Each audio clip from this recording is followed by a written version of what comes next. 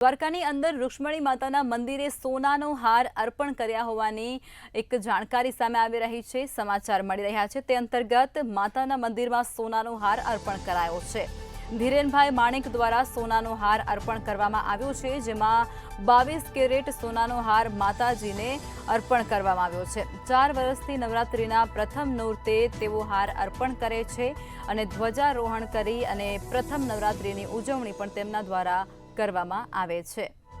દ્વારકાથી આ સમાચાર, જેમાં રૂક્ષ્મણી માતાના મંદિર ખાતે સોનાના હારને અર્પણ કરવામાં આવ્યો છે। બરાબર, અને આવા કાર્ય આપણા કરાવતા રહીએ દ્વારકાધીશ, બસ એ જ આપણે જોઈથી, બીજું કાંઈ નથી જોતું। આવા શુભ કાર્ય આપણા હાથ થકી કરાવે।